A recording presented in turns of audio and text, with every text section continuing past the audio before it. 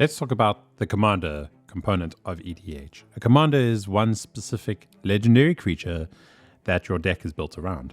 Now, typically you can pick any legendary creature you'd like, but Magic have given us a few different ways of mixing and matching and making that idea a little bit more interesting.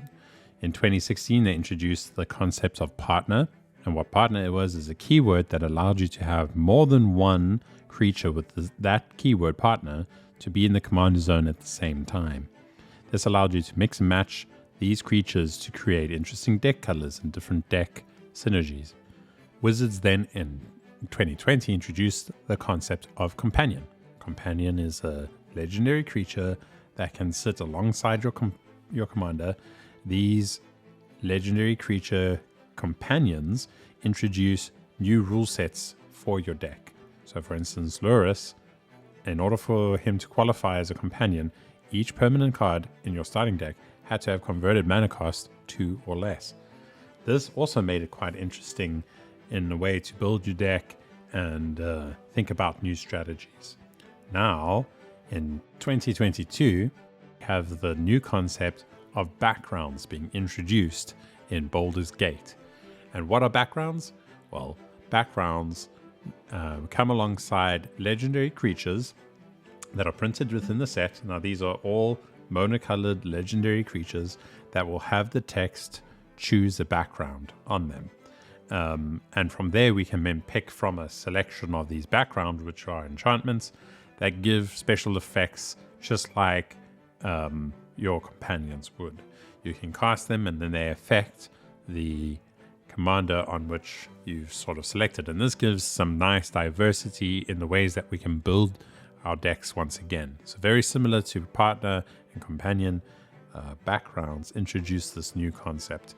Now, you can have backgrounds in your 99. You can have these creatures that select backgrounds from your 99, but you can only have a creature that has select a background, and you can only have a background in your command zone if your creature has that text in it. Otherwise, you cannot just have, say, partners with a background and so on. So just keep that in mind as we get through these decks, because these decks will all introduce the concept of background and as an alternative to the commander. Hey everyone, it's Rob from the Commander Kid, and it's party time. Right, Nalia Diarnis is a 3/3 for 1 generic, 1 white, and 1 black, and reads: you may look at the top card of your library anytime. You may cast a cleric, rogue, warrior, wizard spells from the top of your library. At the beginning of combat on your turn, if you have a full party, you put a 1/1 counter on each creature you control, and those creatures gain death touch until end of turn. Real spicy. What you also will get in this deck, in the foil treatment as well, is 1 legendary enchantment background. This is what's going to make this set very special. I think many people are going to be after these background cards, and you'll find a few of these cards that will say choose a background that allow you to then play those cards, which will sit sort of like in the command zone, or if you had a companion, they sort of sit in that separate space, and so these backgrounds will sit there as well. All right, and then Barakas Party Leader. Barakas Party Leader is also a cleric, rogue, warrior, and wizard as a rogue, which is quite cool. And when Barakas attacks, defending player loses X life, and you create X treasure tokens, where X is the number of creatures in your party. So actually very spicy card. It being a warrior in black for 4, that makes a lot of tokens when it attacks, is actually really powerful in quite a few decks. So I think this is going to be quite a good card, and we'll see it played. And then Folk Hero, commanded creatures you control have, whenever you cast a spell that shares a creature type with this creature, draw a card. This ability triggers only once each turn for 2. So a bit of draw and a bit of ramp, and yeah, so really neat. I like this package a lot. All right, in the Orzov deck, there's 37 lands. You will see that there's a nice complement of basics. These basics come with a little bit of flavor text. We've done that once before, but that's quite interesting. In terms of unique lands and lands with special effects, there's also quite a nice complement here.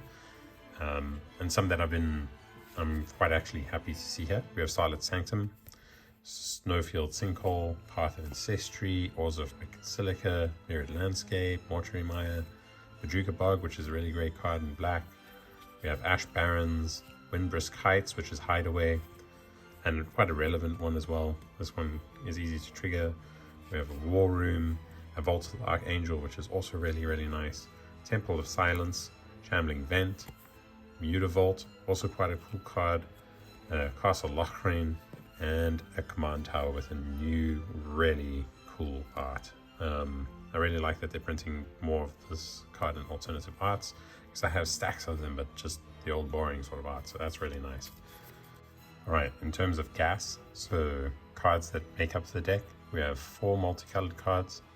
We have D-Spark, which is pretty good removal, High Priest of Penance, the Phrygia's Retribution, and Felisa Fangom Silver Quill. Quite cool cards. Not too much in that space, and as you can see, the only one that has like a double pip is the Retribution, and even then that's not too hard to cast. So not a super huge multicolored package, but that's fine. As we dive into the different colors, we can see sort of what the deck is trying to do. In terms of artifact package, we have Masquerade Nexus, which is really great since this deck cares about having a party. This will help you get there. We have multiclass Baldur. We have a couple mana rocks, including Arcane Signet with also a new artwork printed on it. Quite neat. Talisman of Hierarchy. I'm so happy they're including talismans. I think these should fit in every one of the deck. They're much better than the signets in my mind. A Soul Ring and an Orzov Signet, and a Skull Clamp, which is also premiumly good equipment. It's better, and whenever I see Skull Clamp in a deck, I know it's probably one of the best cards in that deck. In terms of a white package, we have not a huge number of these sort of destroy effects, but we have Austere Command, Dusk and Dawn, and playing more of these is not a bad thing in this deck, because with black and white, Reanimate is quite strong, and there's some other combat tracks that we can go into. So we have Unbreakable Formation, really nice reprint, gives all your creatures indestructible, and if you cast this during your main phase, you get 1/1 counter. They gain Vigilance as well. We have Sevine's Reclamation, which allows you to bring things back with Flashback. We have Squad Commander, which at the beginning of combat, so if you go into combat, all your creatures get indestructible until the end of turn. They gain +1/+1. If you have a full party, so your second main phase, you would cast your board wipe and all your stuff sticks around. We have cards like Order of White Clay, which allow you to return target creature by untapping it to the battlefield, and that's repeated effect. Really, really neat.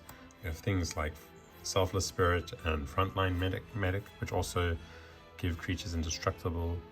And so yes, there's that, quite a nice theme of that. So board wipes and a lot of ways of protecting your stuff. Probably this is the one card that I'm most stoked for. Might be the big money card in the set, I think. So we have Deep Gnome Terramancer.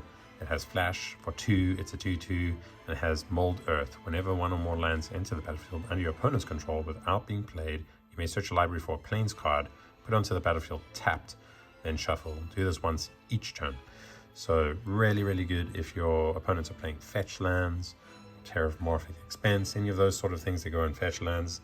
Allow them to play more than one land, any sort of green ramp spell.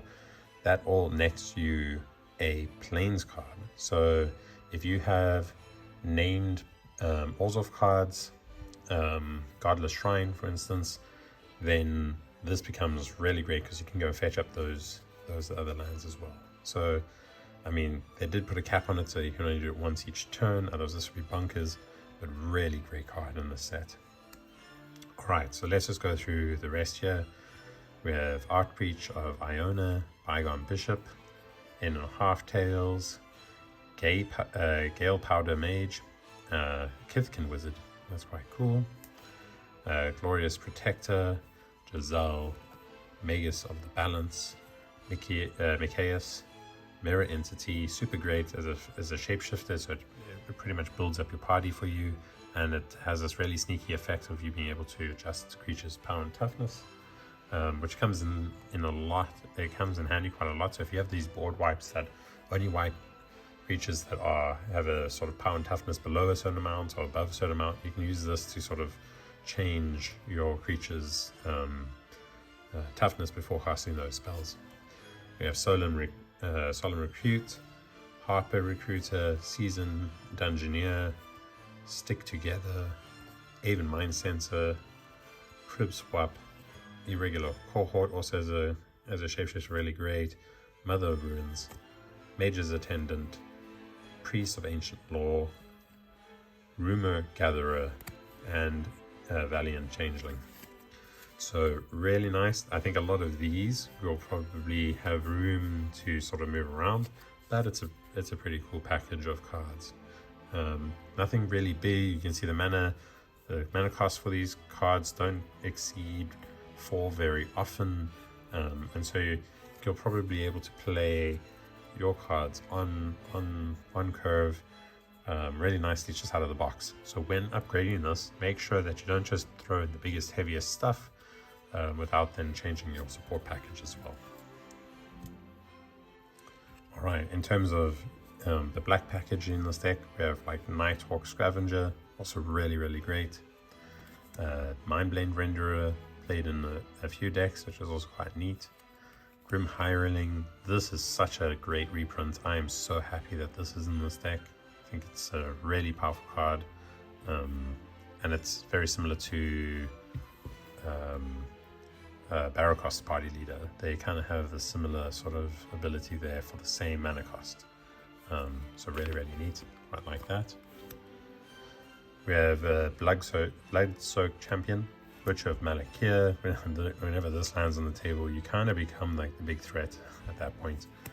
Calculating Lich, Direfleet Ravager, Gonti Lord of Luxury, Grim Haruspex, Mardu Strike Leader, Pontiff of Blight, Puppeteer Click, Black Market Connections. I think this card also in the black package is one of the really neat ones, especially if you have multiple combat steps. This seems really great. It creates those main steps, so you can do a few of these things. But anyways, the long-term advantage of this card is going to be quite neat. Solemn Doom Guide, Changing Outcast, Corpse Augur, Malika Blood Priest, Thought the Grave, and Silver Cutthroat. Overall, really great deck. I'm very tempted. This is one that I'm most likely going to end up buying. I think this is a stellar deck. I think it's got a lot of pieces that I'm going to be using in other decks as well, but I think overall quite a rad deck to play. Great. So Nalia Diarnis. Let's see what is in the collected booster sample packs. These are a new edition, so I think all the Commander decks going forward will have something like this, and I think they're trying to sell the coolness of these collectible booster packs. They're quite expensive, the boxes, but let's see. So there's 2 cards per set. We have Select Sanity Freya. It's a mythic. It's a 3 mana 2/3 with legendary creature Horror, and whenever a player mills 1 or more creatures, you create a 1/1 black Horror creature token, and then you can play 1 and tap it to have a target player mill 3 cards, and then you can get to choose a background. Quite neat, does a lot. And then we have a really cool copy of Marble Diamond with a sort of D&D treatment to it. And Marble Diamond is quite a good card in mono white decks, I guess, where it just enters the battlefield and it taps 1 white for 2. So a lot of the mana rocks that come in for 2 are the ones that I really like. Anything above that, I think you have to have really cool effects with the mana rock to make it worth it. All right, so this is party time, and indeed, I think this deck will give you quite a big party. A huge shout out to the Luck Shack for getting me these cards ahead of time. I know as we speak, they should all be available on the Luck Shack's website. They should be preloading them already. I get these ahead of time, so before they're available for the general public here in South Africa. If you'd like to pick up any of the singles or one of the Precon decks, you can get that at the Luck Shack. You can find a link in the description below. If you enjoy this content, hit subscribe and like the video.